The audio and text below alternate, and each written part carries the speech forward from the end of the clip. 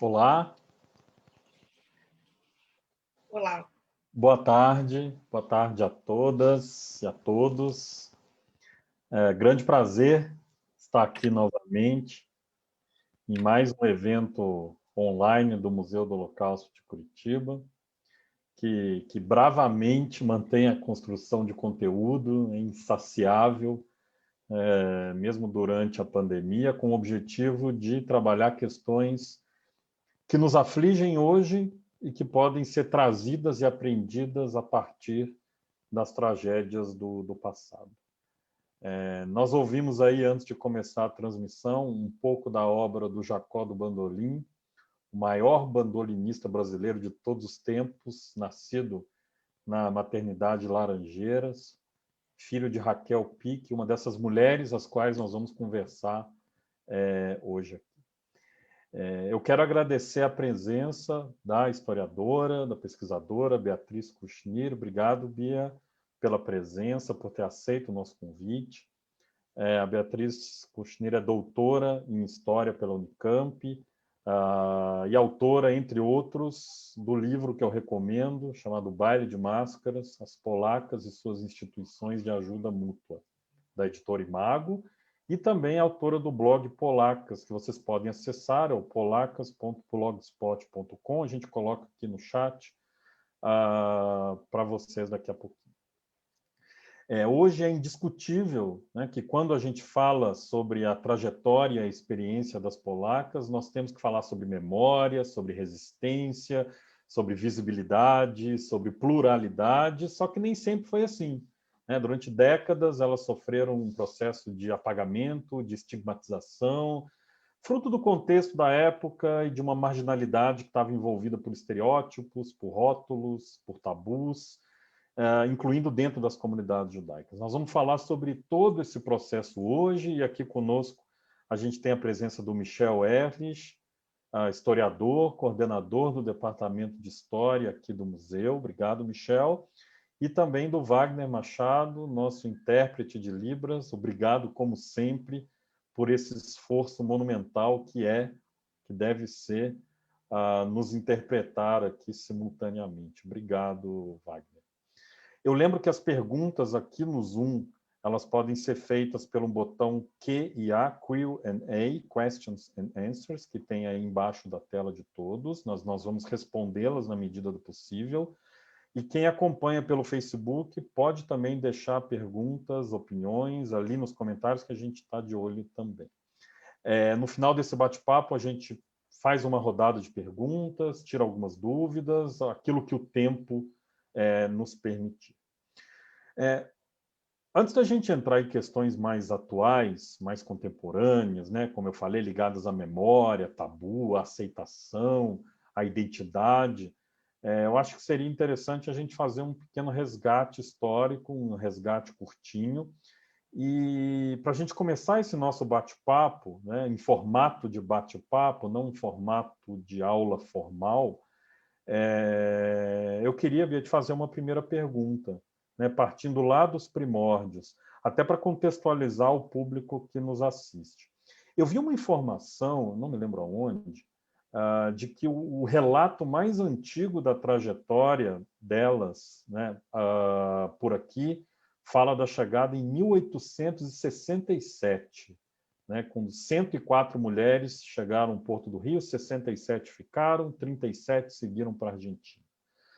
Para começar, então, essas mulheres eram cooptadas ainda na Europa? Como é que acontecia esse tráfico internacional de mulheres?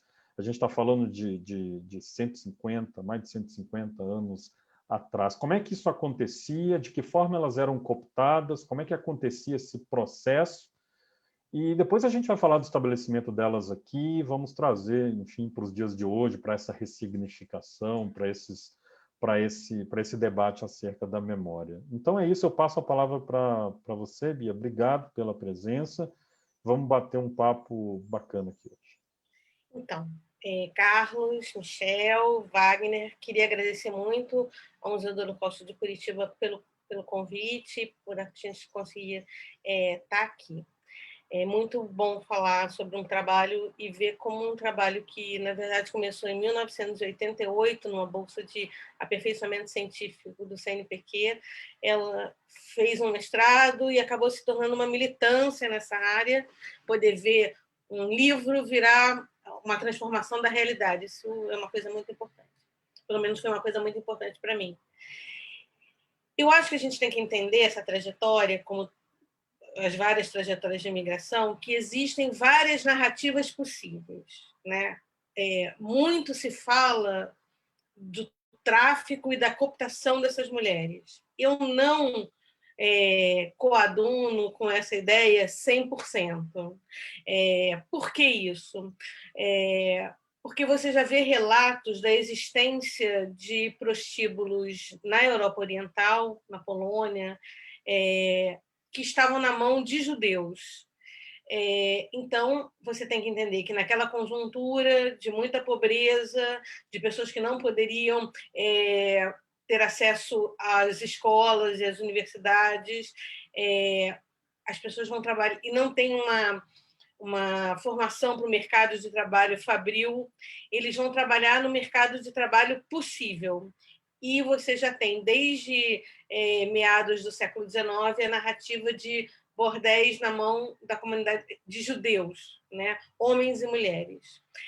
Também tem que entender uma coisa muito importante em relação a essas mulheres. Elas não têm o dote pelo grau de pobreza, então elas jamais vão fazer um bom casamento. Famílias em estado numerosas, né, com muita pobreza e sem conseguir alimentar todos esses filhos. Há toda uma imprensa judaica que vinha sendo divulgado nas comunidades do leste europeu que existia esse tráfico de mulheres. Então, como é que isso tudo durou tanto tempo se você tinha tanta informação? Porque elas não tinham outra opção. Então, nem sempre essa narrativa de que elas foram cooptadas é verdadeira. Muitas sabem exatamente para onde está vindo. E muito dessa narrativa da cooptação está muito mais vinculada à Argentina, a um delegado de polícia argentino chamado Alçogarray, e a todo um discurso antissemita na Argentina que queria imprimir na história do tráfico uma visão antissemita de como existia uma grande máfia judaica que fazia o transporte dessas mulheres de Xangai a Nova York, a Buenos Aires, ao Rio e a São Paulo. Então, é um pouco por aí que eu trabalhei. E eu tive a sorte de fazer uma aposta alta e conseguir encontrar a documentação que respondesse a essa minha aposta. Eu queria não o discurso dos médicos e dos policiais sobre elas. Eu queria que elas contassem a história delas. E eu tive muita sorte, eu encontrei essa documentação, tanto em São Paulo, o Jeff Lesser me apresentou essa documentação em São Paulo, como no Rio, que eu encontrei o contador delas aqui no Rio, e eu pude ler como elas vivenciaram, fora do mundo da prostituição, esse lugar da marginalidade, né? O que elas queriam era pertencer à Namat Pioneiras, ou à Witzel. Como elas não podiam fazer isso, porque não era permitido, elas criaram uma Witzel para elas. E isso eu acho fantástico. Assim, é um poder de reverter uma situação incrível. E por isso que assim, foi uma paixão muito grande, é um trabalho feito com muita paixão, e de você ver a possibilidade de desmontar um discurso, né? Que era esse discurso de que eram mulheres vítimas de uma situação de pobreza que vinham roubadas e eram sequestradas por homens maus que as colocavam. Não, elas tiveram uma situação muito difícil e responderam positivamente a essa situação. Acho que você está mudo. Vamos tocar essa conversa. Eu passo a palavra para o Michel para fazer alguma consideração e a gente começa esse fluxo desse bate-papo um pouco mais solto, como a gente está propondo. Bom, obrigado. Bom, agradeço mais uma vez a Bia por estar conversando conosco.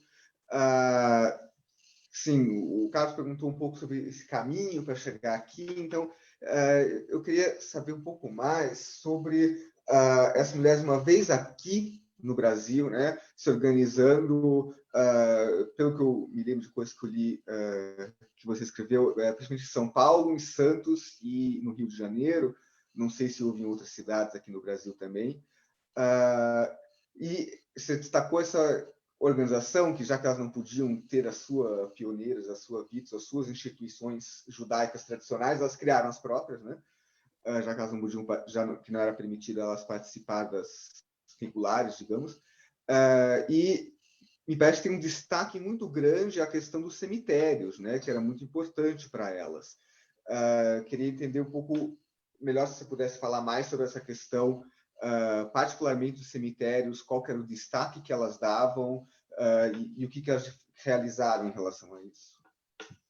Então, obrigada, Michel. O que acontece? Assim, cidades que receberam muita imigração são cidades propícias à prostituição, porque você vai ter mais homens do que mulheres naquelas cidades. Então, por isso, Rio, São Paulo, Santos despontam como portos de chegada, como Buenos Aires, Nova York ou Xangai.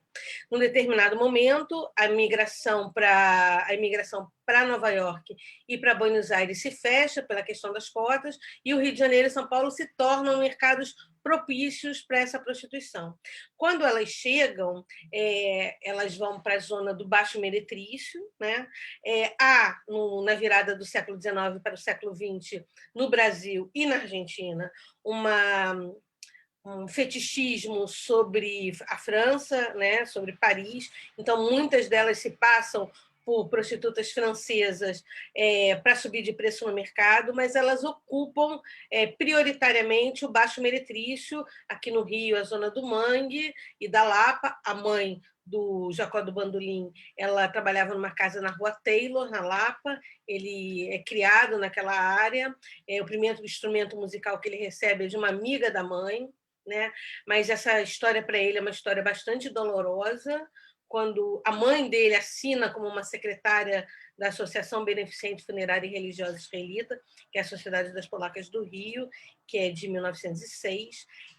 Quando eu encontrei a filha do Jacó e contei essa história, ela não sabia, ela ficou bastante surpresa, e mais que isso, o Jacó enterrou a Sara num cemitério católico, que é o ponto final de você dizer, olha, essa história para mim é muito difícil, né?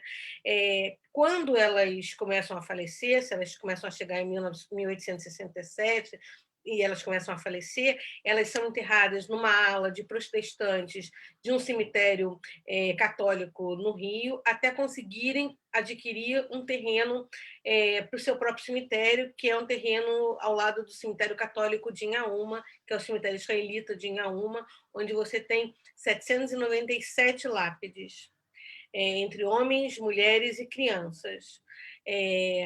Por que era tão importante construir o seu próprio cemitério? Porque, pelas leis judaicas, os suicidas e as prostitutas deviam ser enterrados junto ao muro, para um lugar de exclusão. E para não estar nesse lugar de exclusão, é que elas têm essa necessidade de comprar o seu próprio cemitério. Em Cubatão, elas estão dentro de uma ala do cemitério católico também. Você tem uma ala fechada, eu acho que tem 90 e poucos corpos enterrados. E em São Paulo, elas tinham um cemitério ao lado do cemitério de Santana, Chora Menino, que nos anos 70 estava bastante abandonado, foi desapropriado pela prefeitura. Muitas pessoas, familiares, levaram os corpos para cemitérios católicos ou para cemitérios judaicos, e existiam 4 fileiras com mais ou menos 232 pessoas enterradas no cemitério israelita do Butantã, sem identificação. E aí, depois que a minha tese saiu e o livro foi publicado, a Hevra Kadisha de São Paulo me chamou e recolocou o nome nas lápides. Nós fizemos uma inauguração coletiva da Matseiv delas, com o Rabino Sobel, enfim, e é um texto que eu acabei produzindo recentemente para um livro que está sendo feito de um projeto para o Sobel, que é coordenado pelo Jaime Brenner. Então, para elas era importante se manterem judias por uma questão de identidade, por uma questão de coletivo, para demarcar também uma ideia de que a única identidade delas não era a prostituição, tanto que em São Paulo eu li a ata do tempo todo da sociedade, e tinham brigas, discussões, e quando uma delas chama a polícia, e a polícia adentra aquele espaço da associação, isso é alguma coisa muito violenta para elas, porque ali era onde elas diziam: nós não somos prostitutas, nós somos mulheres como outras quaisquer, e nos reuníamos para fazer associativismo, enfim. Então, elas tentam manter essas tradições judaicas até o final. Elas têm o cemitério, mas elas também têm uma sinagoga própria. E não tem essa coisa de elas serem revolucionárias, não. Elas queriam o mais tradicional possível. Quando elas não tinham mais homens suficientes, elas pagam um minyan para homens judeus irem lá fazer o serviço para elas. Então, acho que é tudo isso muito interessante de notar o esforço que elas fazem para se manterem judias, né? E o trabalho, o livro, foi o tempo todo fazer esse resgate, tentar mostrar como para elas a questão judaica era uma questão fundamental, era uma questão central que organizava a vida delas o tempo todo. No Rio, eu encontrei o contador delas, e foi ele que me deu os livros, né? Ele mesmo tinha muita dificuldade de admitir que elas eram prostitutas. No Rio tem uma coisa muito interessante: elas formam dentro da associação uma irmandade, as Irmãs do Hesher Shelemetz, da caridade de verdade, que não busca recompensa. E eram 4 irmãs, né, que, com o passar do tempo, vão se sucedendo nas diretorias e vão comandando todo aquele processo. Aí você pergunta: mas se você vai no cemitério israelita de Inhaúma, você vê homens enterrados. Se esses homens fossem esses traficantes que as trouxeram, por que elas enterrariam esses homens junto com elas, mesmo depois que elas eram a maioria? Porque a partir de 1932, elas são a maioria, né? E elas continuam enterrando. Então, não dá para ter essa leitura sobre elas tão maniqueísta do bem e do mal. É mais complexo do que isso, né? E hoje em dia você tem no cemitério israelita do Butantã homens não judeus que estavam enterrados em Santana de Menino e que vieram com elas e se mantiveram com elas lá, né? Então é um pouco mais complexo que tudo isso. Existia uma relação que a gente pode dizer que era diariamente conflituosa entre essas mulheres e o que a gente está falando de instituições judaicas formais. A questão do sepultamento era a principal discórdia, existiam outros pontos de tensão aí. Você falou das sinagogas e tudo mais. Como é que era esse dia a dia em relação a essas mulheres e o que eu estou chamando aqui de instituições judaicas formais? Eu não sei se é a melhor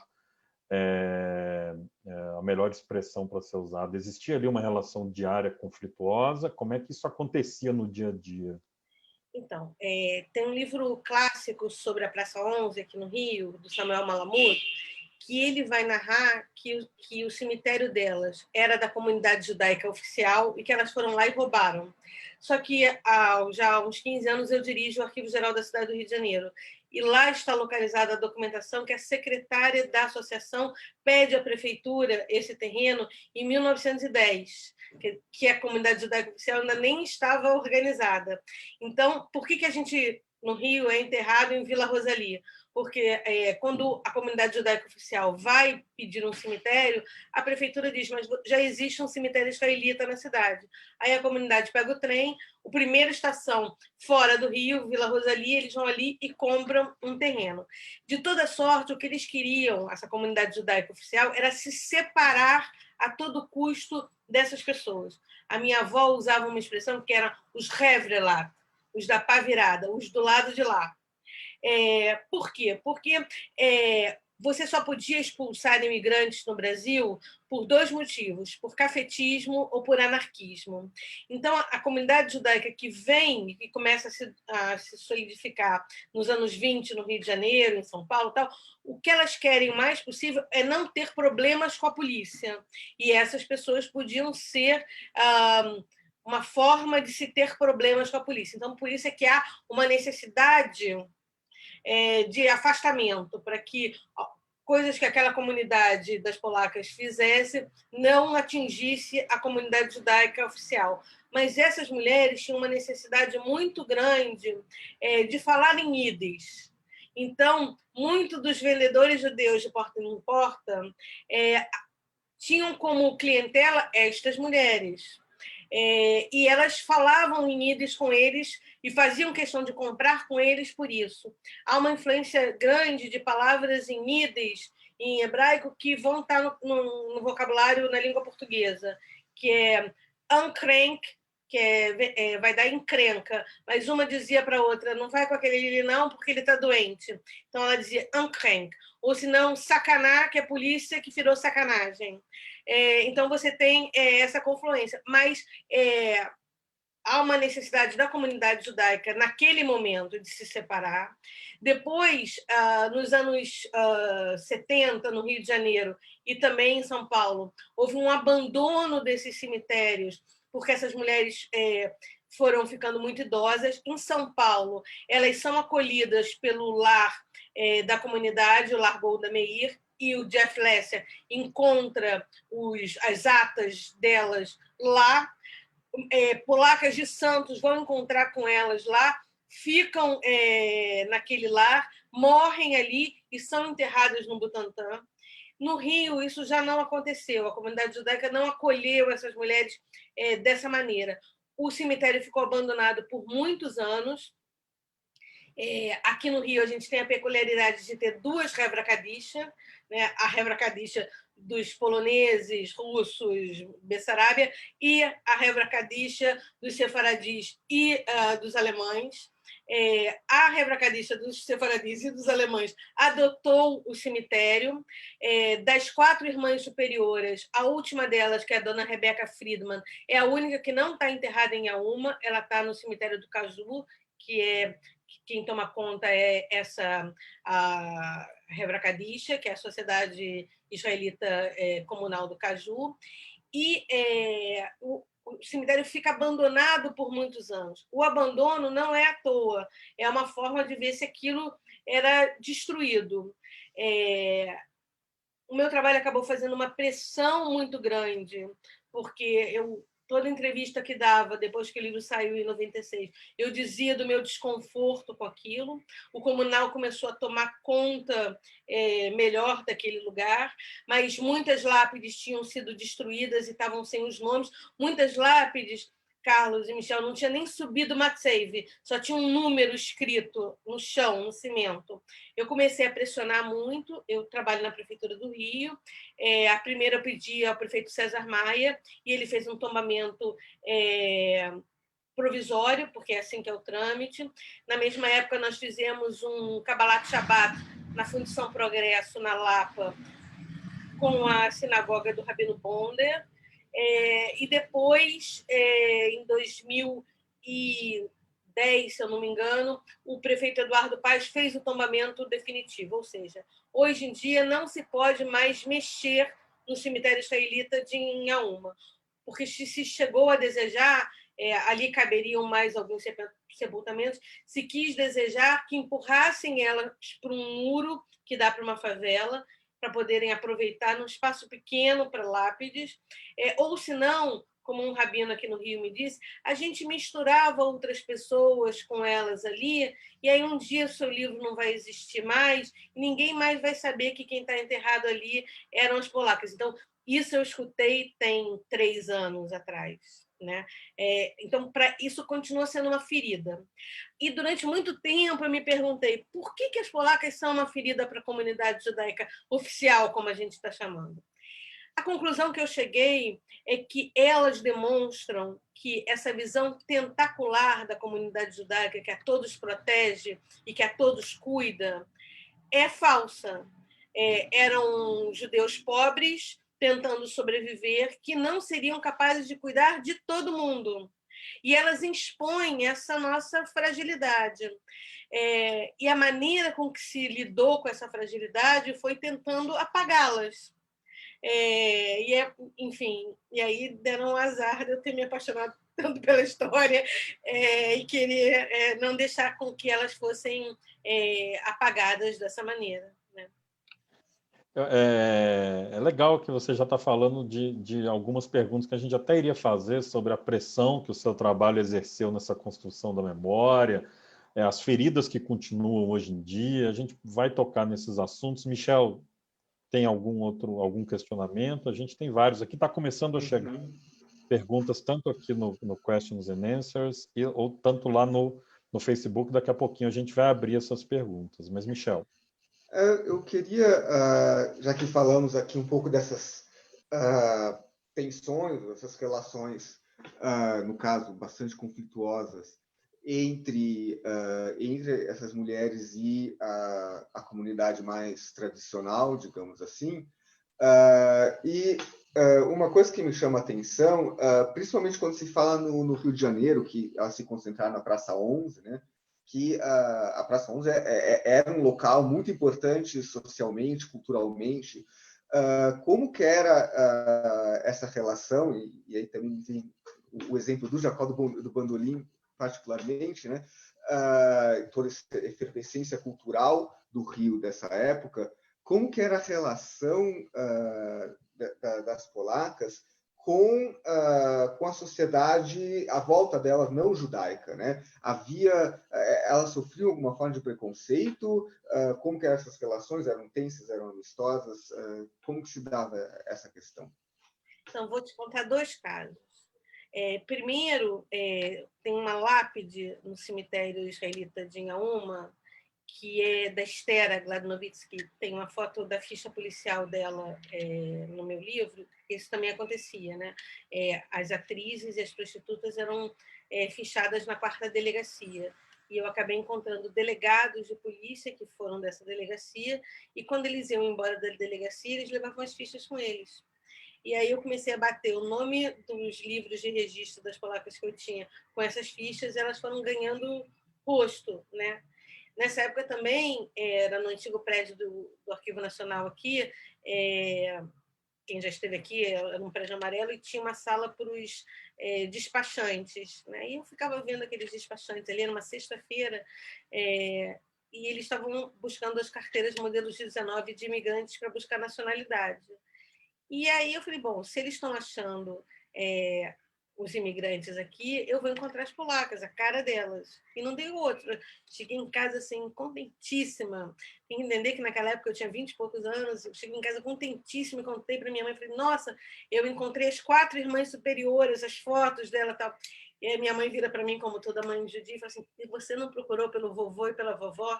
Segunda-feira de manhã, às 8 da manhã, eu estava lá no Arquivo Nacional para achar as fotos. Mas, assim, eu comecei a ver os rostos dessas pessoas e, quando eu fui ao cemitério e conheci a história da Estera, a lápide dela é assinada pelo Moreira da Silva. O Moreira da Silva, que é o Kid Morengueira, ele era motorista de ambulância do Souza Guiar, que é um hospital público no centro da cidade.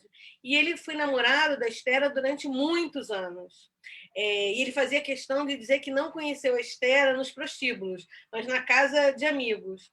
A Estera, como muitas prostitutas, ela morre por ingestão de barbitúrico. E o Kid Morengueira sabia exatamente onde enterrá-la.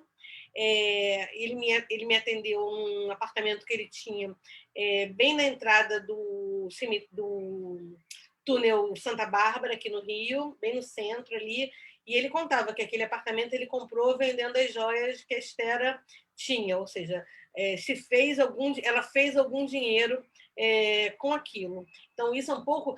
a maior parte delas tem relações com maridos não judeus. No Rio, quando elas casam, elas botam os nomes dos maridos não judeus. Então, tinha uma que era maravilhosa, que era Dora Horowitz do Espírito Santo. Em São Paulo, quando elas casavam com não-judeus, elas não demonstram isso. Elas mantêm o mesmo sobrenome o tempo todo. Então, você não consegue fazer essa relação, mas quando você vê as lápides no Butantã, você sabe que tem homens não-judeus ali enterrados com elas, provavelmente os maridos, enfim. Por outro lado, eu queria muito encontrar pessoas vivas, né? A gente, quando faz um trabalho de história, a gente quer um pouco, ainda mais quando você trabalha com uma história contemporânea, não do tempo presente, mas tem que entender assim, que é uma pesquisa que foi feita entre final dos anos 80 e meados dos anos 90. Né? Então, devia ter alguém vivo. Então, eu comecei a ir ao cemitério todo domingo entre o Rosh Hashanah e o Yom Kippur. E aí teve um dia que abriu uma porta e entrou 2 mulheres e um homem. Eu fiquei chocada. Elas ficaram chocadas de me ver ali. E eram 2 filhas de uma polaca que estava enterrada ali, cujas sogras também estavam enterradas ali. Elas vêm de Odessa, elas me deram 2 entrevistas separadamente, que a minha orientadora na época, a professora Angela de Castro Gomes, falou: entrevista elas separadas, você vai ter 2 histórias. E era verdade, eu tive 2 histórias. Elas juntas me teriam contado uma única narrativa. E elas contaram, enfim, que a mãe veio para cá e que elas vêm muito depois. Elas não conseguem admitir que a mãe foi prostituta.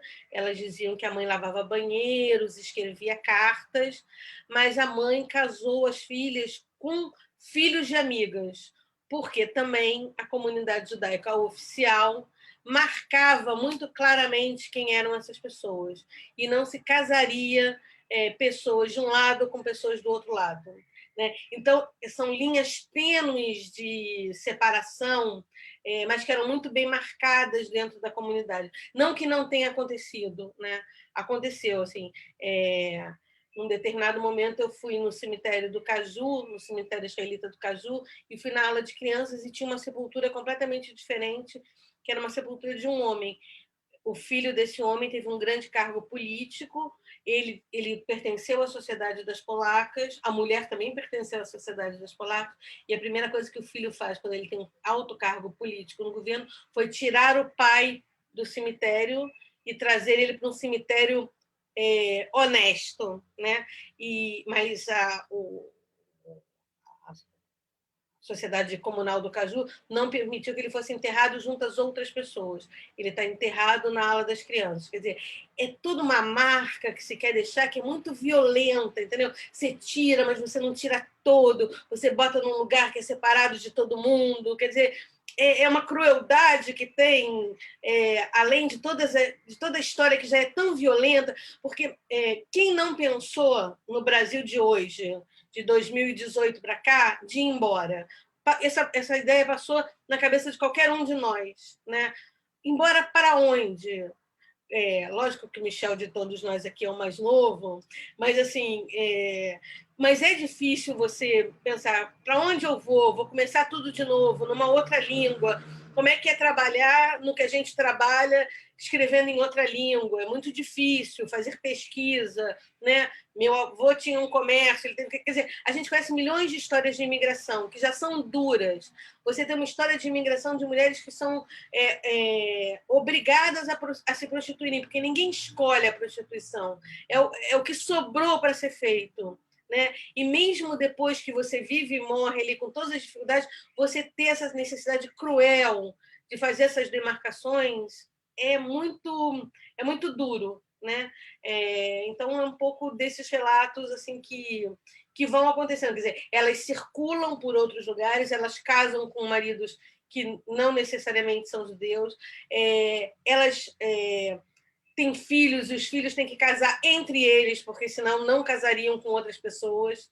É alguma coisa bastante marcada, é aquela marca que ficou. Né? Eu me lembro que quando eu comecei a trabalhar com o tema, eu encontrei um médico que tinha muita influência numa sinagoga reformista aqui no Rio, e a primeira coisa que ele me falou: não, esse assunto não. Quer dizer, mesmo vindo de uma ala mais reformista, esclarecida, enfim, você não conseguiria pensar em tocar nessa questão. Era uma questão que não se tocava, que era como aquele rabino me disse: vai se misturar umas com as outras e depois a gente não vai nem saber quem são elas e quem não são.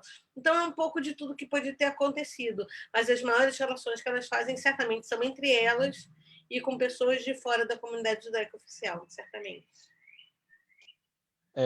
Estão chegando várias perguntas, várias considerações, assim, uma enxurrada de coisa. Por isso eu vou fazer mais uma só pergunta e vou abrir para que a gente consiga responder algumas coisas que o pessoal está mandando. Tem um comentário que que o Miguel fez aqui, o Miguel Fará Neto, que eu acho que através dessa manifestação dele eu consigo abarcar todas as outras. Ele está falando que não é uma pergunta, mas é uma manifestação de emoção, de agradecimento, de uma pesquisadora apaixonada que devolve a nossa história. Ele fala que ele não é judeu, mas ele fala da história da nossa cidade, e dessas cariocas que passaram por tantos percalços para afirmar sua identidade, sua condição humana. Ele agradece, diz: Beatriz, você é o máximo. Eu estou repassando aqui para você. Eu vi uma reprise de uma entrevista sua, acho que foi da TV Brasil, já faz um tempo. Eu até registrei aqui, que você fala sobre a pluralidade da identidade judaica, e diz que essas mulheres, eu até anotei, você diz que essas mulheres são um contrafluxo, que elas conseguem nos redimir de uma autoimagem tão rigorosa que a gente coloca para a gente sobre essas questões de identidade judaica. Então, eu acho que eu queria que você falasse um pouco mais sobre isso, sobre essa questão o que você quer dizer com essa ideia de autoimagem rigorosa, e tem a ver com essa noção de pluralidade da identidade. Eu acho que depois disso, se o Michel concordar, a gente pode abrir para algumas perguntas, tanto aqui do Facebook, quanto as que estão sendo colocadas aqui no Zoom. Acho que foi uma entrevista que eu dei para o Moisés Rabinovich, que também, logo que meu livro saiu, ele fez uma matéria no Estadão bem bacana. O que eu quero dizer é muito baseado num texto do Celso Laffer, dos anos 80, que ele vai falar que a identidade não é um dado, é um construído, né? E muitas vezes, em visões mais ortodoxas sobre o judaísmo, se fala no judeu no singular. E eu gosto de usar a ideia do judeu no plural. E quando a ideia é no singular, ela tem um padrão. E eu vi muito isso na minha geração. Quantas pessoas se afastaram do judaísmo porque era uma visão de uma identidade tão singular que você não conseguia se assemelhar a isso, né? Eu frequentei o movimento judaico sionista Hazit Tanor por muitos anos. Eu me lembro que, como todos nós, quando eu fui a Israel a primeira vez, a mulher do meu primo trabalhava numa prisão e ela falou: eu sou professora de artes nessa prisão.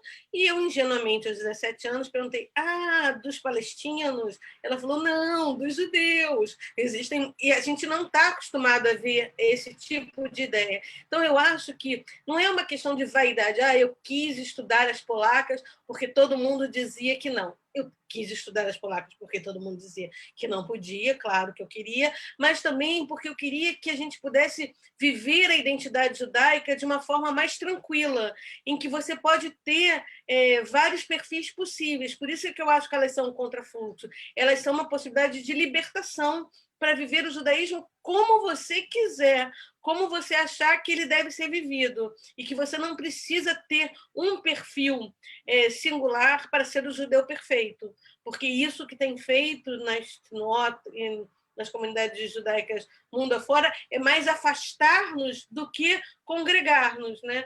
Então, é por isso que, para mim, esse tema ficou tão importante, porque era uma forma de você dizer: olha, você pode viver o seu judaísmo como você quiser. Elas construíram o judaísmo para elas. Isso, Carlos, eu acho o máximo. Se você pensar como é difícil hoje em dia a gente manter sociedades judaicas com oxigênio, e você pensar que em São Paulo durou quase 50 anos, que no Rio durou quase 70 anos. Muitas gerações que passam ali, pelo menos 2, 3 gerações que passam naquele lugar, né? E elas só perdem o fluxo quando elas perdem a saúde, elas envelhecem, né? Então, isso eu acho muito bacana, esse compromisso que elas vão ter com o judaísmo e com essa identidade, como é isso que elas querem que seja o que norteia a vida delas. Não um judaísmo ortodoxo ou ultra-ortodoxo, não, que a identidade delas passe pelo judaísmo e não pela profissão que elas tenham. Isso é que me cativou sempre por elas. Maravilha. Eu acho eu só queria agradecer a fala, eu acho extremamente importante tanto nessa questão da autoimagem, como você colocou, como para a imagem para fora também, muitas vezes, é uma imagem singular, né? E eu acho que demonstrar a existência dessas mulheres, elas, pela mera existência, né, delas, demonstram, peraí, não é possível afirmar um singular, né? Eu acho que isso linka muito com o que nós procuramos aqui fazer no museu também, né? A gente tem uma atividade que nós fazemos, inspirado, na verdade, no Museu Judaico do Chile, que se chama Pirâmide do Ódio, que fala sobre o Holocausto, né? E o ápice da pirâmide é o genocídio, mas a base é o estereótipo. E o estereótipo, eu digo, inclusive, às vezes o estereótipo não precisa nem ser um estereótipo negativo, o estereótipo positivo também é um problema, porque ele também aprisiona, né? Ele também gera expectativa da pessoa sobre si mesma, também exteriormente sobre ela. Eu acho que a sua pesquisa, ela justamente desconstrói qualquer tipo de estereótipo que possa existir sobre... então, que existe muito, tanto a autoimagem como a imagem externa, do que é o judeu nesse singular, né? Que é assim, assado, e claramente as polacas não se enquadram nisso. Eu acho muito importante demonstrar isso nessa quebra. E, Carlos, não sei se você quer acrescentar, já vamos passar para as perguntas. Tem várias que eu estou vendo. Eu acho que essa questão é fundamental de entendermos tanto internamente quanto externamente essa pluralidade, né? São palavras que estão em moda hoje e que eu posso dizer que imagino, mas não imagino o que era isso no final dos anos 80, no início dos anos 90, quando sua pesquisa começou. Né? Falar sobre pluralidade, sobre identidade, sobre construções múltiplas, sobre multiculturalismo dentro da identidade judaica, eu imagino que deveria ser ainda mais complexo do que é hoje, sendo que hoje ainda existem todas essas dificuldades e esses tabus, né? Como a gente pode dizer. Eu vou juntar algumas perguntas, até porque tem bastante coisa o pessoal perguntando. O Michel pode nos ajudar a responder essas primeiras aqui. Tem a ver mais uma questão histórica. Eu vou juntar duas perguntas. A primeira pergunta do Marcelo. Ele está perguntando se, na opinião de vocês, qual seria a razão das polacas entrarem para o imaginário nacional e não serem só um assunto da comunidade judaica. E tem uma outra pergunta, que é da Ana, que queria saber como se explica o fato delas serem chamadas de polacas, apesar de virem de territórios europeus diversos, e que naquela altura nem eram Polônia, porque a Polônia só vai passar a ser um país independente muito tempo depois, no período do fim da Primeira Guerra Mundial. Então é isso, essa questão do imaginário na sociedade como um todo, e a questão desse nome, né, dessa nomenclatura. Então, o imaginário, eu acho que é porque muitos se debruçaram sobre elas. Você tem uma série sobre o mangue, que é a capa do meu livro, que é do Lazar Segal. Você tem vários pintores fazendo séries sobre o mangue. Você tem fotografias do mangue do Augusto Malta, que é um fotógrafo da virada do 19 para o 20 no Rio de Janeiro, que é muito importante. Você tem músicas sobre essas pessoas. Você tem uma boemia que estava ali. Então, acho que por isso é que elas entram tão fortemente nesse imaginário carioca, da boemia dos anos 20, 30. E esse nome, na verdade, de polacas, é o seguinte: a sociedade delas no leste europeu se chamava Sociedade de Ajuda Mútua Varsóvia, para demarcar, talvez, que na cidade de Varsóvia elas tivessem uma centralidade de atuação. Mas, por exemplo, é o porto de Odessa, que é a maior referência do transporte delas saindo de Odessa ou de Marseille. há uma documentação no Arquivo Histórico do Itamaraty, aqui do Rio, que é uma documentação que circulou o mundo inteiro, onde a Polônia faz uma pergunta de como é que estão vinculando o nome da capital deles a uma sociedade de tráfico de escravas brancas. E aí faz uma forte pressão de que se altere o nome dessa sociedade. A sociedade passa a se chamar Sociedade de Ajuda Mútua Ziv Migdal. Ziv Migdal é o nome de um homem e também pode ser uma expressão em hebraico. Em Buenos Aires existe um enorme cemitério judaico em Alvejaneda, que é como se fosse um subúrbio de Buenos Aires, onde a comunidade judaica se enterra. Esse terreno ele foi comprado originariamente pela Ziv Migdal. E a parte polaca desse cemitério está lá apodrecendo, porque a comunidade judaica de Buenos Aires se recusa a cuidar desses restos, muito vinculado à ideia de que ali, muito vinculado a uma ideia de uma construção antissemita sobre os judeus, que foi incorporada pela comunidade judaica oficial, e como se ali estivessem bandidos. Eu, ingenuamente, em 97, fui para um congresso em Quilmes, e estava com uma amiga que também estuda prostituição, entramos no cemitério, e eu pensei, eu judia, cemitério judeu, máquina analógica, então, Michel, tem um tempo essa história, e fotografei ali, e vem um velhinho do cemitério correndo atrás de mim, quer meu passaporte, quer que eu abra a máquina e velho filme, porque aquilo não se podia fotografar. E hoje, se em 97 aquilo estava bem apodrecido, eu imagino que hoje deve estar muito pior. Então, essa é a história de por que vem essa ideia de polacas, mas polacas são mulheres do leste europeu de uma maneira geral, né? E talvez porque a Odessa circulou entre a Polônia e a Rússia, ou porque elas usavam o nome de Varsóvia, enfim, foi polacas que ficou mais fortemente identificado com essas mulheres. Michel, algum complemento, alguma coisa?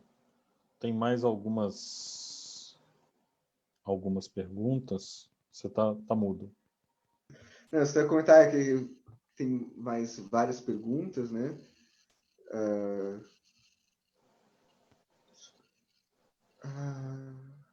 Tem uma pergunta que o Clodoaldo fez no início ainda do nosso papo, se as polacas tinham alguma relação com a ideia do entretenimento, como o teatro Yiddish, por exemplo, elas participavam de alguma forma e tinham uma relação com essa ideia do teatro que é tão importante, né, dentro da cultura dessas comunidades, desses imigrantes, o teatro Yiddish.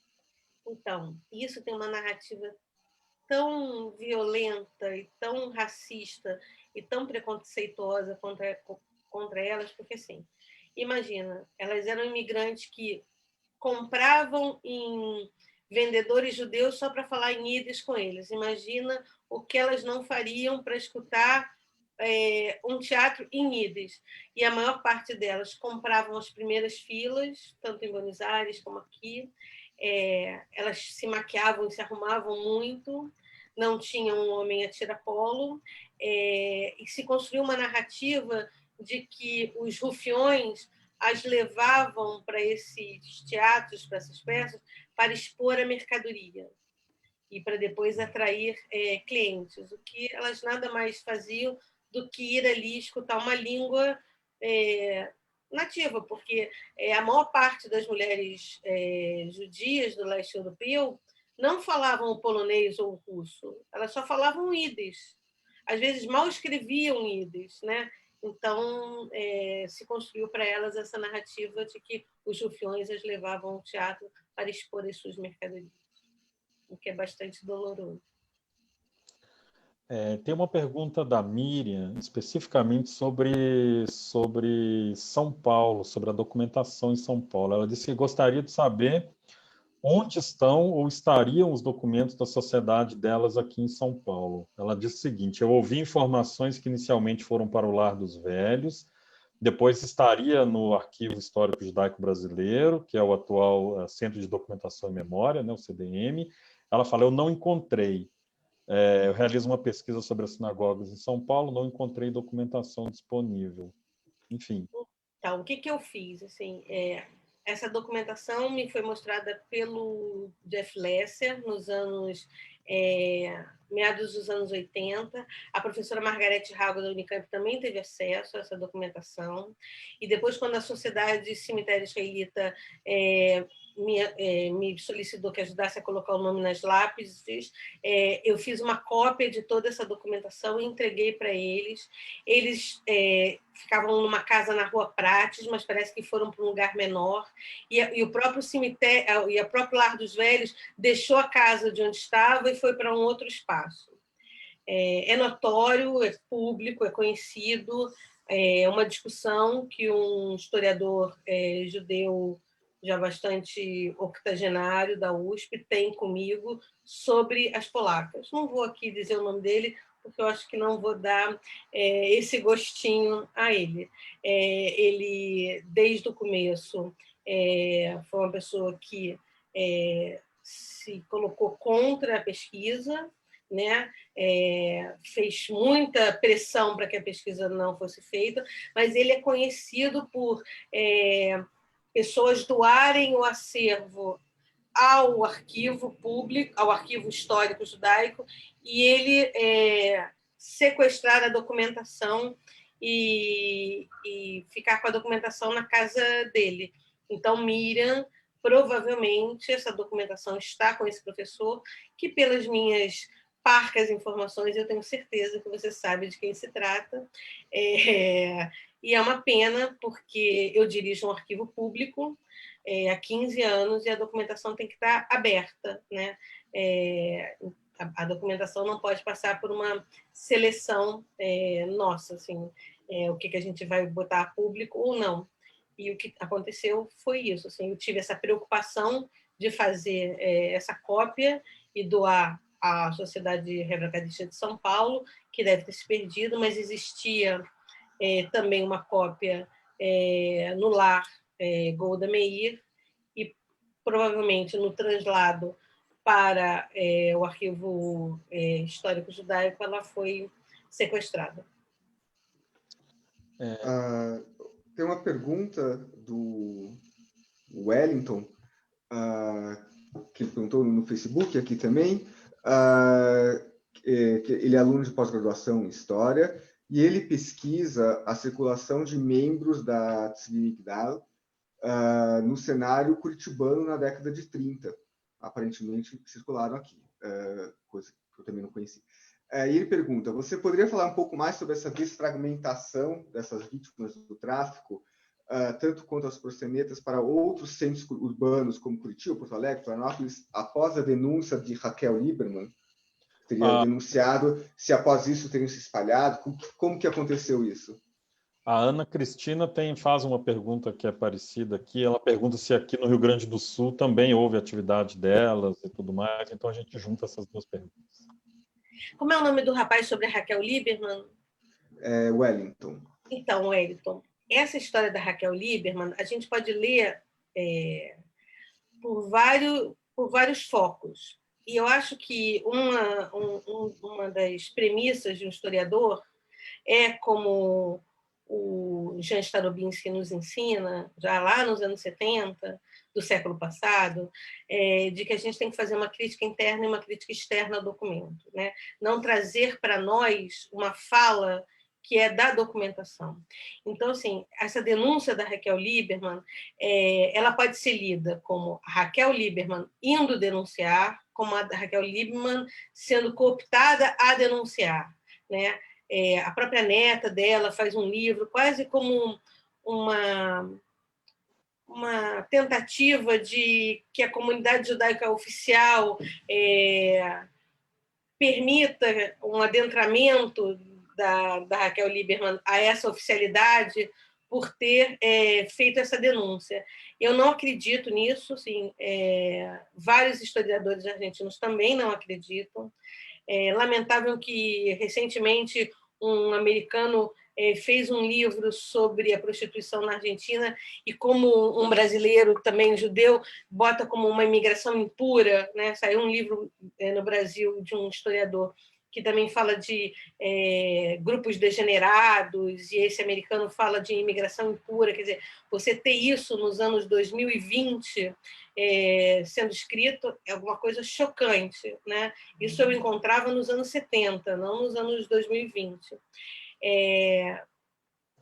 A gente pode conversar mais detalhadamente, mas assim, eu acho que se teve personagem da Ziv passando por Curitiba, certamente é após a campanha do delegado Sogarray, lá nos anos 30, que vai destruir a Ziv em Buenos Aires por esse discurso antissemita tão forte que a Argentina tem. E aí eu também encontrei, várias pessoas encontraram, esses membros da Ziv em São Paulo e no Rio.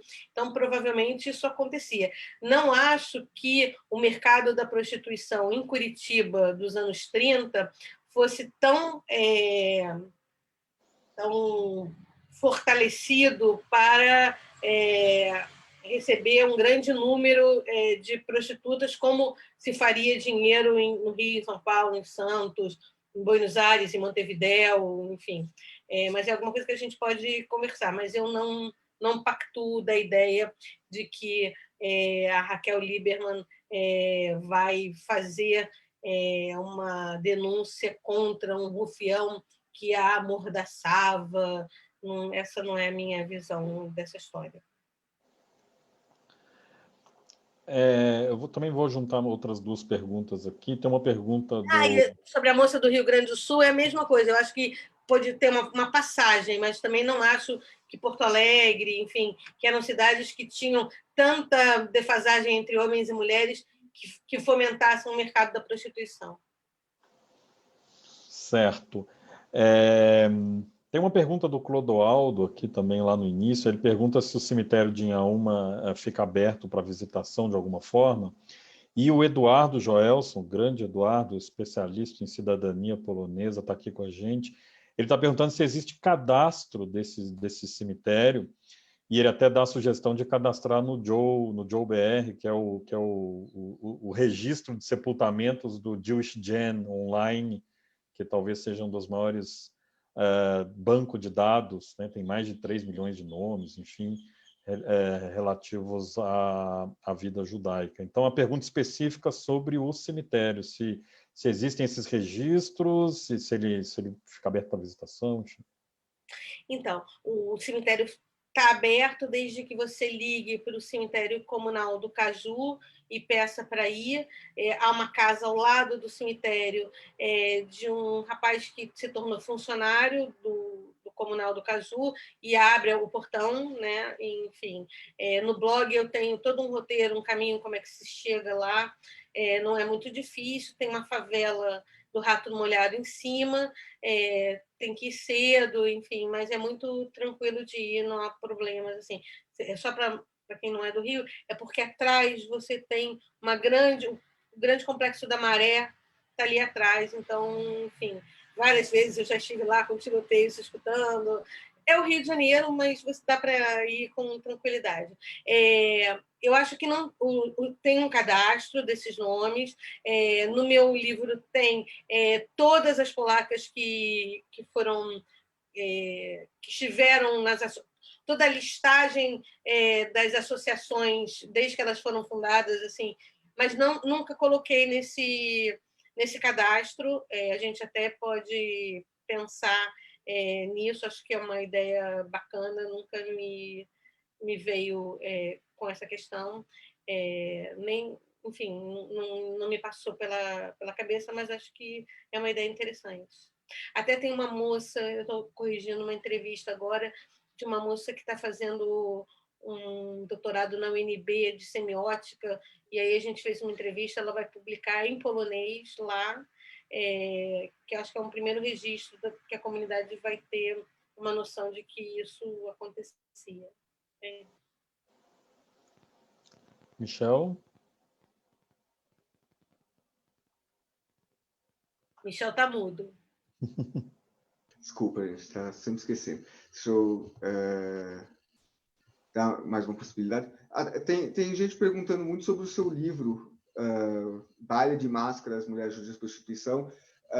Se tem pessoas perguntando se tem previsão de uma nova tiragem ou se a atual ainda está disponível nas livrarias. Então, eu combinei com a Imago, o livro é esse aqui.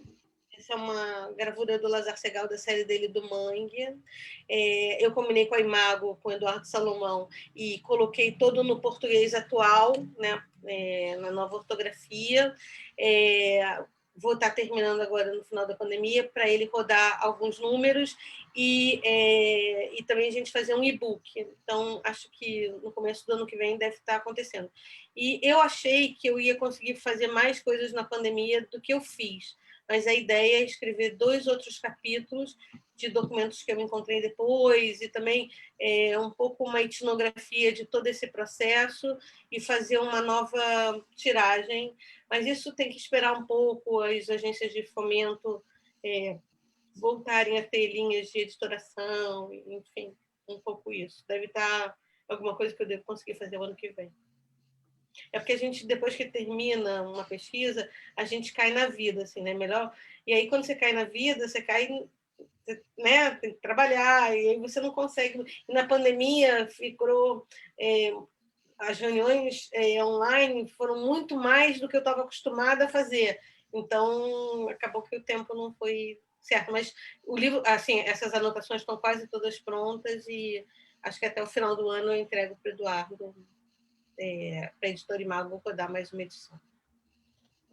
Tem uma pergunta que foi feita no Facebook, lá no início, estou tentando achar.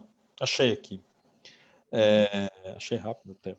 Da Ana Parreira, falando sobre como é que foi essa questão. Ela fala, como foi essa questão durante e depois da Segunda Guerra e do nazismo?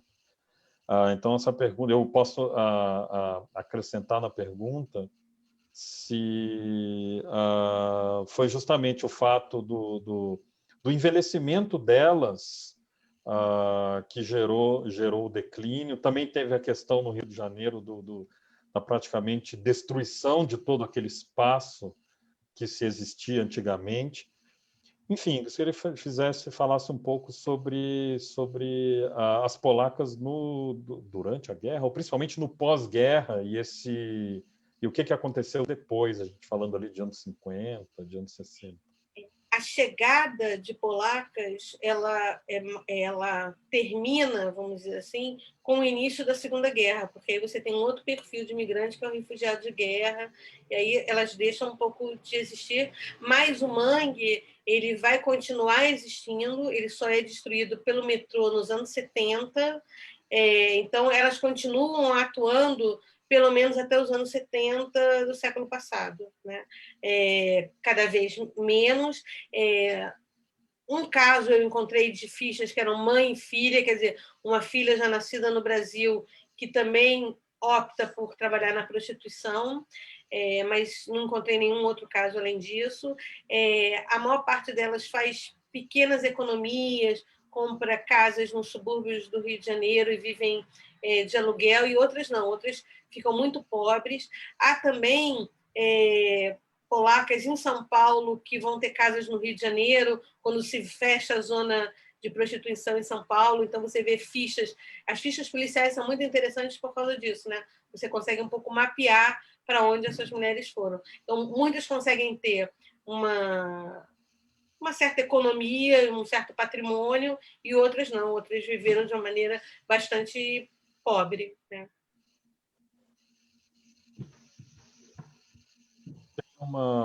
Tem uma pergunta aqui da Silvia. Não sei se ficou muito claro aqui. Pode me ajudar a entender a pergunta. Ela está falando do livro da Esther Lachman. Depois ela fala de uma novela da década de 90 chamada Fascinação, que é ambientada no início do século XX, que apresentou uma personagem que era uma polaca que trabalhava no prostíbulo e que foi traficada pelo, entre aspas, marido. Na novela, a personagem falou que o marido dela a vendeu no navio quando eles viajavam para o Brasil. E ela faz uma pergunta: como quebrar esse estereótipo de vítima dessas mulheres? Então, o livro da Esther Lachman é um romance, né? Então, ela trabalha no gênero da ficção e eu, como historiadora, trabalho no gênero da documentação. É a documentação que vai dirigir as minhas conclusões. Eu acho que a sorte que eu tive de encontrar documentos que setores marginalizados deixaram de si para contar a sua própria história foi realmente uma sorte, e foi a partir disso que eu pude quebrar essa ideia de vítimas sobre esse passado, quando elas começam a contar as suas próprias narrativas, né? Eu acho que a novela não é essa, a novela é uma novela da TV Manchete, porque o Dr. Adolfo Bloch gostava muito de contar Cananga do Japão. E em Cananga do Japão, assim, a galera com mais de 40 anos vai lembrar, ele tem uma personagem que é uma polaca, né? Mas sempre na ficção é mais fácil você reforçar esse lado mais preconceituoso. Por isso é que me choca muito você fazer livros acadêmicos no Brasil ou na Argentina ou nos Estados Unidos, que é como esse que eu estou resenhando, esse livro americano, ou esse livro que saiu no Brasil recentemente, e que usam ainda o termo do impuro ou do fora do lugar, né? Isso não é um termo mais que a gente possa usar na historiografia de 2020, né? Não faz sentido. Eles não são impuros, né? Essa ideia do impuro é como se aqueles terrenos de cemitério estivessem impuros porque ali estão prostitutas e suicidas. Nem ala para suicidas hoje nos principais cemitérios a gente tem mais, felizmente. Então, acho que a gente precisa tomar muito cuidado com isso. E acho que quanto mais a gente vai falando e vai contando essa história por um outro lugar, ajuda a desfazer esses estereótipos. Por mais que ainda pessoas comprem a ideia, e aí eu vou dar uma catucada no rapaz que me perguntou, da Raquel Lieberman como alguém que vai denunciar os seus rufiões. Eu acho que vale a pena uma releitura da história da Raquel Lieberman, de como a Raquel Lieberman está inserida numa narrativa antissemita argentina que é muito forte nos anos 30. E hoje em dia também, assim. Surgiu muito que amanhã é o julgamento pelo caso da Âmia, e tem 26 anos que o caso da Âmia não recebeu nenhum julgamento, né? E não é à toa que isso aconteceu, né? Não é à toa que há 26 anos não se sabe o que aconteceu na explosão da Âmia. E diziam muito que a documentação da Desmigdala estava na Âmia. A gente começou a falar sobre literatura, começou a surgir muita coisa aqui também no Facebook. O professor Euven está falando do Ciclo das Águas, do Moacir Scliar. Citaram aqui o Traduzindo Hannah, do Ronaldo Vrobel, que tem uma passagem da Praça 11. Falaram também da Última Polaca, o Sara pede, por favor, não traga flores à minha sepultura. Enfim, o pessoal lembrando aqui de obras literárias, né, no campo do romance. Para mim, Carlos, se eu posso assim, para mim o melhor livro que existe no romance é o livro do Moacir Scliar. Eu uso ele muito, mas principalmente também porque ele escreve um livro depois que ele vai debater a identidade judaica, e quando ele vai falar sobre o seu primeiro livro ficcional, que é O Ciclo das Águas, ele fala que exorcizar demônios é uma tarefa difícil, mas deve ser feita. E o primeiro passo para isso, como sabiam os exorcizadores, é chamar os demônios pelo nome. E isso, para mim, é fundamental. Esse outro livro do Scliar, onde ele vai discutir por que ele fez um livro sobre as polacas, para mim é o melhor livro que tem sobre elas. O resto, assim, que eu não gosto, mas o Scliar é o Scliar. Vai fazer muita falta sempre. É sempre uma escolha certeira. Michel? Tem uma pergunta aqui que está perguntando se existe no Rio, acho que podemos estender para São Paulo também, algo organizado no sentido de se explorar culturalmente esse Rio das Polacas. Eu imagino algum tipo de tour guiado, alguma coisa assim, se existe iniciativas. O porque teve uma série de debates do NIEG, do Grupo de Estudos Judaicos da UFRJ, em novembro, dezembro do ano passado, não foi, Carlos, aqui no Rio? E aí eu estava numa mesa sobre museus tal, e fui apresentada à diretora do Museu Judaico. E aí ela estava me dizendo que eles estavam fazendo uma campanha de vaquinha para comprar equipamentos de projeção de imigrantes, fotografias de imigrantes para a cúpula do museu. E aí eu falei, as minhas polacas vão estar aí. Então, nós fizemos uma campanha, arrecadamos mais de R$ 5.000 e selecionamos 26 fotos, que eram as fotos que eu encontrei. E, hoje em dia, quem for na inauguração do Museu Histórico Judaico de São Paulo vai ver nas projeções as polacas lá, que eu achei muito bacana, porque é um museu que vai falar sobre imigração e elas vão estar lá representadas. Então, e acho que também tem gente que faz tour aqui no Rio, o Waze, que é o chilier da Chomer, que é um argentino maravilhoso, porque pode ter argentinos maravilhosos. Estou brincando com o Waze. O Waze faz um tour, e eu sei que ele vai à Praça 11 e fala das polacas. Eu sei que a Monique Sorachevski também faz um tour e usa da documentação e fala. Eu sei que tem um rapaz em São Paulo que eu não conheço, que fez uma dissertação a partir do meu trabalho, um pouco do mapeamento que eu fiz das casas de prostituição ali perto do Bom Retiro, e ele também faz umas visitas. Pelo que eu sei, tem uns desdobramentos como esses. Essa iniciativa, esse projeto do Museu Judaico de São Paulo foi maravilhoso. Eu me lembro da mobilização para se colocar as fotografias das polacas na cúpula, e eu parabenizo pelo esforço. Foi realmente, a gente acompanhou todo o esforço para que essas mulheres tivessem suas imagens e suas histórias também para serem contadas. Lá o Museu Judaico faz um trabalho muito, muito bacana, muito interessante. Está se aproximando do finalzinho.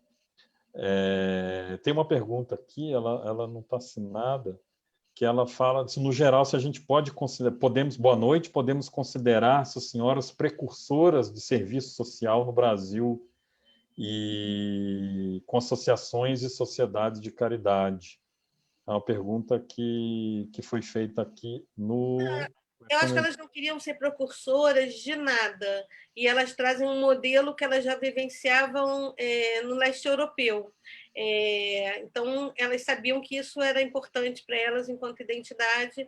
Isso é que eu acho mais interessante. Elas não quiseram ser precursoras, elas não são as rabinas das sinagogas delas, elas não usavam talita kipá, nada. Elas eram o que havia de mais conservador nesse sentido. Elas queriam mimetizar um mundo que elas foram colocadas de lado, né? E fizeram isso de uma maneira muito bacana. Assim, eu encontrei polacas na colônia pública de Curupaiti. Curupaiti é para lepra. Então, na ficha dela estava escrito que o médico sabia que ela era uma polaca e que as amigas vinham lá para querer tirá-la, para cafetinizá-la. Não, as amigas queriam tirar ela de uma colônia de leprosos, e o preconceito não deixava. Muitas eu também encontrei na colônia Juliano Moreira, que é uma colônia por questões mentais, porque muitas sofriam de sífilis, de recidência de sífilis, e a recidência de sífilis ataca o sistema nervoso central, né? O que eu quero dizer com tudo isso é que foi uma vida muito difícil, assim, para muitas delas foi uma vida muito difícil, e ter a Associação Beneficente Funerária e Religiosa Israelita, ou ter a Sociedade Feminina Beneficente Religiosa Israelita, ou a Sociedade de Santos, era um lugar de conforto, de saber que, ao morrer, elas seriam enterradas como judias, o que para elas era fundamental. Michel, eu passo a palavra para você para fazer algumas considerações finais. A gente já está se aproximando do finalzinho. Eu vou passar a palavra para você, Michel, e depois, Bia, eu te passo a palavra também para que você faça as últimas considerações, coloque algum ponto que porventura não tenha sido tocado, E a gente vai se encaminhando para o final desse encontro belíssimo que eu recordo, estará disponível já no Facebook assim que ele terminar automaticamente lá para ser revisto. Em breve também no YouTube, no novo site do museu. Vai ser possível assistir a esse evento quantas vezes quiser. Michel. Bom, minhas considerações finais são breves. Essencialmente, queria agradecer a professora Beatriz Kuchner, por compartilhar conosco esse conhecimento, e que eu acho que é muito importante a gente estar, em certo sentido, parafraseando o Walter Benjamin, é uma história contrapelo, é tentar desenterrar aquilo que muita gente queria, na verdade, justamente não queriam enterrar, né, nesse caso, mas queriam colocar para baixo empurrar para baixo do tapete e fingir que isso não existiu. E não só no sentido de mostrar simplesmente existência, mas não é algo para em si uma vergonha, né? Essas mulheres, elas fizeram aquilo que estava dadas as condições, aquilo que elas tentavam fazer. E eu acho que demonstra a importância que a gente já conversou um pouquinho antes, de mostrar essa pluralidade de modos de existir, e que essa história existiu também, né? E que ela também foi uma possibilidade histórica de como essas pessoas viveram um certo passado, de como elas tentaram se estruturar, e que é uma história de muita luta dessas mulheres, né? Que em todas essas condições extremamente adversas, já pelas condições em si, né, econômicas, que fizeram elas acabar indo para a prostituição, como você disse, é evidente que não é uma opção delas, e que eu acho muito interessante a abordagem que você coloca de não colocá-las como vítimas. Né? E isso não quer dizer que elas não foram vítimas, na verdade. Né? É claro que elas são vítimas do mundo um mundo que não dá, que permite que certas pessoas não tenham outra possibilidade de conseguir subsistir que não a prostituição. É evidente que vitimou elas, mas elas não adotaram esse papel de vítima como a única existência delas, né? E tentaram e tiveram, apesar disso, um ativismo, né? Então, quando a gente fala de não olhar elas como vítimas, não é dizer que a vida então delas era maravilhosa e que, olha só que legal, elas deram a volta por cima. Obviamente não é isso, mas eu acho que é muito interessante como você coloca, de não só mostrar o que o cafetão ou o que o setor de imigração fez com elas, mas como elas reagiram a isso e tentaram, de alguma maneira, viver e tentar estabelecer um modo de vida apesar disso. Né? Então, muito obrigado pela participação, e agradeço também a todos que nos assistiram, e reforço as palavras do Carlos que todo o evento aqui estará disponível no Facebook, então para quem pegou no meio, para quem só está entrando agora, para quem quer passar para algum colega, amigo que queira assistir, assim que terminar vai estar disponível na íntegra no Facebook. Então, Bia, a palavra é sua. Então, queria agradecer muito, muito mesmo o convite. Assim, para mim sempre é muito bom poder falar desse trabalho, porque é uma fala de um trabalho acadêmico que se tornou uma militância, que também foi uma forma de eu construir particularmente o que eu entendo por ser judia. Acho que eu encontrei nelas muitas das respostas para isso. E é um pouco o que o Michel falou, certamente. Não é um oba-oba de que, como é legal ser prostituta, não, mas é como vivenciar uma desgraça na vida de uma maneira o mais positiva possível e viver de uma forma digna com uma situação limite, que é o que eu quis um pouco mostrar com elas. O blog que eu tenho delas, eu alimento regularmente, então você pode ler tudo o que aconteceu nos últimos, sei lá, 15 anos, com todas as matérias publicadas, enfim, tudo que saiu sobre elas.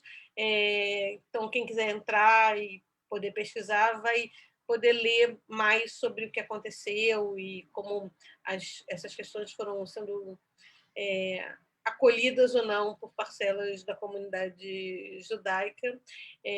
Eu espero em breve que o cemitério israelita de Yoma tenha todas as lápides com os seus nomes colocados, e é uma questão de vigilância constante, porque as depredações são constantes também, mas que é muito prazeroso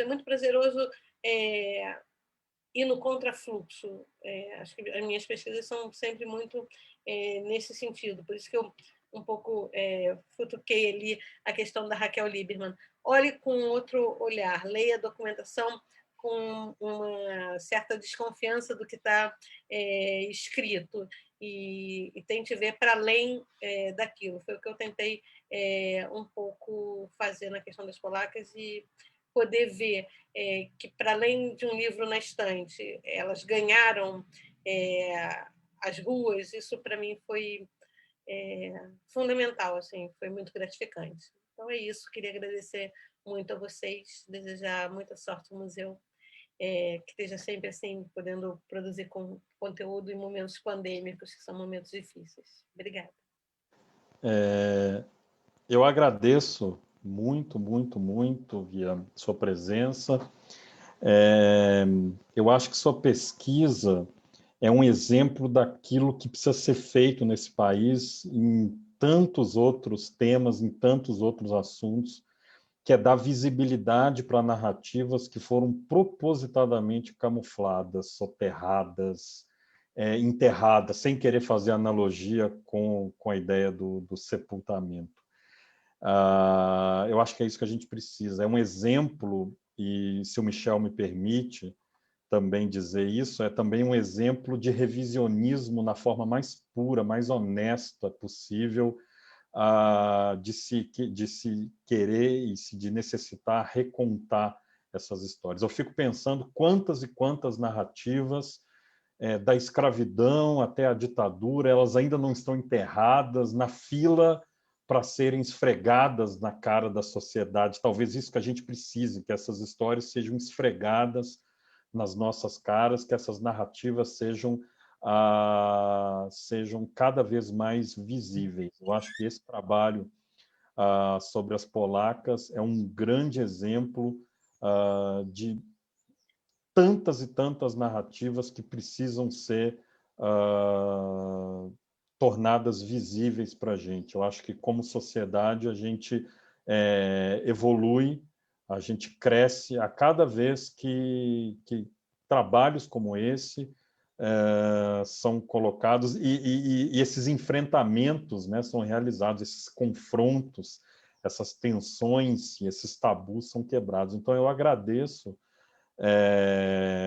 tanto pela presença quanto pela missão, que acabou se tornando uma missão. A gente sabe como é que é, a gente acompanha. Eu recomendo vocês entrarem lá no blog, eu coloquei aqui no chat do Zoom, vamos colocar lá no Facebook também, que é o polacas.blogspot.com, e também recomendo o livro. Michel, obrigado. Wagner, obrigado. Não faço ideia de como ele fez isso hoje. Agradeço demais e fiquem ligados na programação do museu. São lives, são eventos que a gente sempre planeja com o maior carinho, como a Bia falou, né, para a gente continuar construindo conteúdo e cumprindo com essa nossa missão. Tá? Obrigado, muito obrigado. Tenham uma boa tarde, continuem se cuidando, se protegendo, e a gente se vê logo em breve. Obrigado, gente. Grande abraço.